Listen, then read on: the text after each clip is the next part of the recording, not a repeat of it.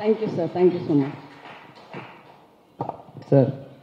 Vijay sir, Sudeep sir, ನಿಮಗೆ sir, ಒಂದು cinema success ಆಗಬೇಕು ಅಂದರೆ ಚಿಕ್ಕ ಚಿಕ್ಕ ವಿಚಾರಗಳು ಕೂಡ ಇಂಪಾರ್ಟೆಂಟ್ ಆಗ್ತಾ ಹೋಗುತ್ತೆ.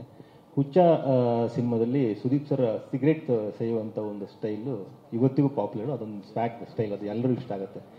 ಈ ಸಿನಿಮಾದಲ್ಲೂ ಕೂಡ ಆ ಥರದ್ದು ಒಂದು ಎಲಿಮೆಂಟ್ಸ್ಗಳನ್ನ ಜಾಸ್ತಿ ನೋಡ್ತಾ ಹೋಗ್ತೀವಿ ನಾವು. ಅದು ಕೂಡ ಇಷ್ಟ ಆಗ್ತಾ ಹೋಗುತ್ತೆ. ಅದ್ರ ಬಗ್ಗೆ ಜನ ಮಾತಾಡ್ತಾರೆ. ನೀವೇನು ಹೇಳ್ತೀರಿ? ಸರಿ,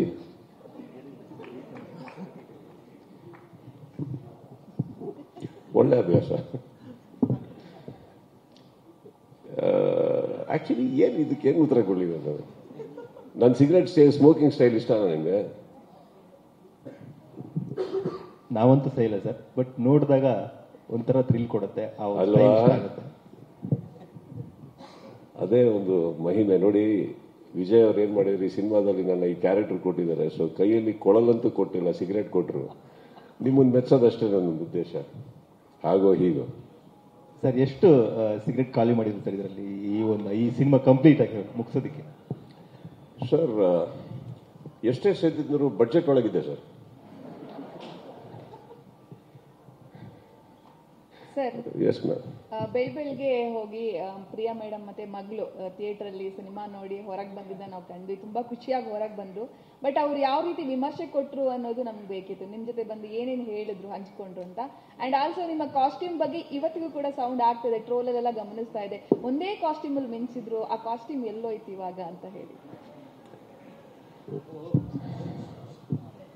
ಸಿನಿಮಾ ಕೊನೆಯಲ್ಲಿ ನೋಡಕ್ ಹೋದ್ರೆ ಆ ಕಾಸ್ಟ್ಯೂಮ್ ಯಾವ ರೀತಿ ಇತ್ತು ನೋಡಿದ್ರಲ್ಲ, ಕರೆಕ್ಟ್ ಅದೇ ಇದೆ, ಹಾಗೆ ಇದೆ. ಅದು ಹಾಗೆ ಇಟ್ಕೊಂಡಿದ್ದೀನಿ ನಾನು. ಆ್ಯಂಡ್ ನನಗೆ ಪ್ರತಿ ಸಲ ಒಂದು ಯಾವ್ದಾದ್ರು ಒಂದು ಸಿನಿಮಾದಿಂದ ಒಂದು ಮೆಮೆಂಟೋ ಥರ ನಾನು ಐ ಟೇಕ್ ಇಟ್. ಆ್ಯಂಡ್ ಆ ಕಾಸ್ಟ್ಯೂಮ್ ನನ್ನ ಹತ್ರ ಇದೆ ಈಗ. ಆ್ಯಂಡ್ ಐ ಥಿಂಕ್ ಇವತ್ತವರೆಗೂ ನನಗೆ ಗೊತ್ತಿರೋ ಹಾಗೆ, ಫಾರ್ ಎಕ್ಸಾಂಪಲ್, ಕಾಸ್ಟ್ಯೂಮಿಂದ ವ್ಯಕ್ತಿ ಆಗಿಲ್ಲಮ್ಮ, ವ್ಯಕ್ತಿಯಿಂದ ಕಾಸ್ಟ್ಯೂಮ್ ಆಗುತ್ತೆ. ಅದು ನೀವಾಗಲಿ ನಾನಾಗಲಿ. So I think that's all it is. ನೀವು ಕಾನ್ಫಿಡೆಂಟ್ ಆಗಿರೋ ತನಕ. ಆ್ಯಂಡ್ ಒಂದೇ ಬಟ್ಟೆ ಹಾಕಿದ್ರೆ ಏನಂತೆ ಅಲ್ವೇ, ಅದನ್ನು ಹಾಕೊಂಡು ಓಡಾಡ್ತಾ ಇರೋದು ಅದರಲ್ಲಿ. ಐ ಥಿಂಕ್ ಈ ಸಿನಿಮಾದಲ್ಲಿ ಹೈಲೈಟ್ ಅದೊಂದು. ಆ್ಯಂಡ್ ಅದನ್ನ ತುಂಬ ನೋಡಿ, actually very simple costume, but ಹೋಗ್ತಾ ಹೋಗ್ತಾ ಒಂದು ಕ್ಯಾರೆಕ್ಟರ್ ಆಗಿ ಹೋಗುತ್ತೆ ಅದು. And they've done it very well. ಅದಿದೆ ನಂತರ ಇದೆ.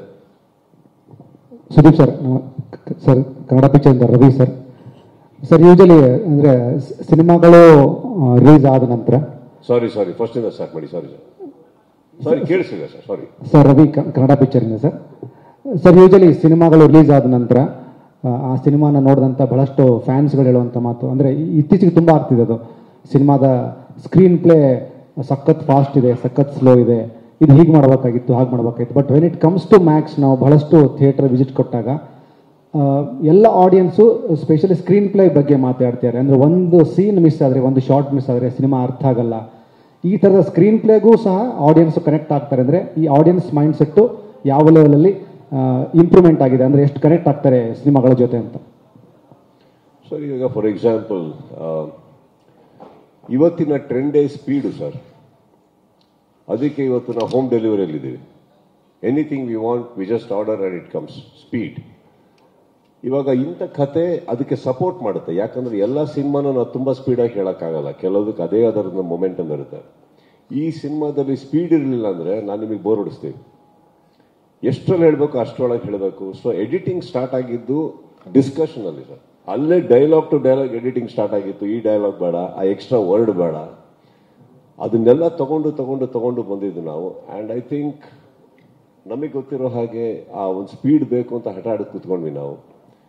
ಫೈನಲ್ ಆಗಿ ಅಷ್ಟರಲ್ಲಿ ಇವಾಗ ನಾವು ಎಡಿಟಿಂಗ್ ಹೋದ್ಮೇಲೆ 2.25 ಗಂಟೆಗೆ ಸಿನಿಮಾ ತರೋದು ಬೇರೆ, ಮಾಡಬೇಕಾದ್ರೆ ಇದು 2.25 ಗಂಟೆ ಒಳಗೆ ಬರಬೇಕು. ಸೊ ಹಾಗಿದ್ದಾಗ ಒಂದೊಂದು ಸೀನ್, ಒಂದೊಂದು ಶಾರ್ಟ್ ಸ್ಪೀಡಲ್ಲಿ ತೆಗಿಬೇಕು. ಐ ಥಿಂಕ್ ವಿಜಯ್ ಅವರು ಅದನ್ನ ಬಹಳ ಚೆನ್ನಾಗಿ ತೆಗೆದ್ರು. ಅಂಡ್ ಗಣೇಶ್ ಅಲ್ಲಿ ಕೂತಿದ್ದಾರೆ, very very good editor sir. Online ಅಲ್ಲೇ ಹಿ ವಾಸ್ ಫ್ಯಾಂಟಾಸ್ಟಿಕ್. ಅಂಡ್ ನಮ್ಗೆ ಆ ಸ್ಪೀಡ್ ಅಲ್ಲೇ ಕಾಣಿಸ್ತಾ ಇತ್ತು. ಫೈನಲ್ ಆಗಿ ಕುತ್ಕೊಂಡಾಗ ನಾವು ಮಾಡಿದ್ದು ಬರೀ ಲೈಟ್ ಟ್ರಿಮಿಂಗ್ ಅಷ್ಟೇ sir. Just crispness and little alterations of placement, positioning of the shots ಇವತ್ತಿಗಿದೆ ಸರ್. ನೀವು ಯಾರೇ ಥಿಯೇಟ್ರಿಗೆ ಹೋದ್ರು, ನಾನು ನೋಡಿರೋ ಇದು ನನ್ನ ಸಿನಿಮಾ ಅಂತಲ್ಲ, ಯಾವುದೇ ಸಿನಿಮಾ ರಿವ್ಯೂ ನೋಡಕ್ ಹೋದ್ರು ಹೇಳಕ್ ಗೊತ್ತಾಗಲ್ಲ.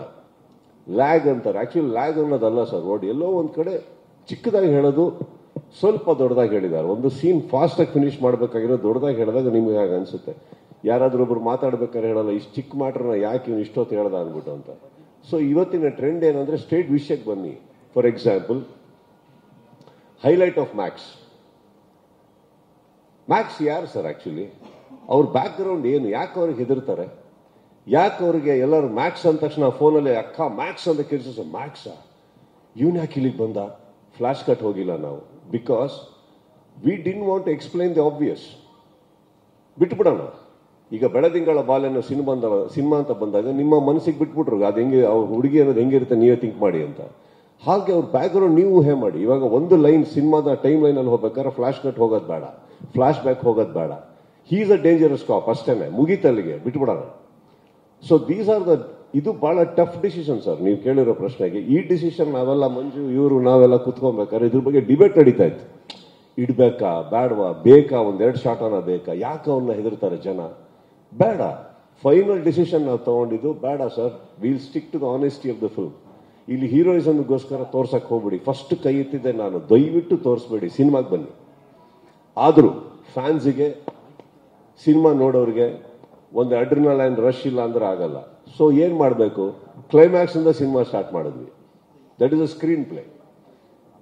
ಅಲ್ಲಿಂದ ಸ್ಟಾರ್ಟ್ ಮಾಡಿಬಿಟ್ಟು ಒಂದು ಪಾಯಿಂಟ್ ಅಲ್ಲಿ ಇಂಟ್ರೊಡಕ್ಷನ್ ಕೊಟ್ಟು ನಿಲ್ಲಿಸ್ಬಿಟ್ಟು we went back. So that ನಿಮಗೆ ಮುಂದೆ ಏನಾಗುತ್ತೆ ಅನ್ನೋದು ಆಲೋಚನೆ ಕೂಡ ಇರಲಿ, ಒಂದು ಹಿಂಟ್ ಕೊಟ್ಟಂಗೆ ನಾವು, ಪ್ಲಸ್ ಒಂದು ಸ್ಟೋರಿ ಸ್ಟಾರ್ಟ್ ಮಾಡಿದ ಹಾಗೆ. ಆದಷ್ಟು ಸ್ಪೀಡಲ್ಲೇ ಹೇಳಬೇಕಲ್ಲ sir. So even a flashback, ಒಂದು ಫ್ಲಾಶ್ ಕಟ್ ಕೂಡ ನಾವು ಕಟ್ ಮಾಡಿದೀವಿ ಅಂದ್ರೆ just to be honest to the script and to maintain a speed.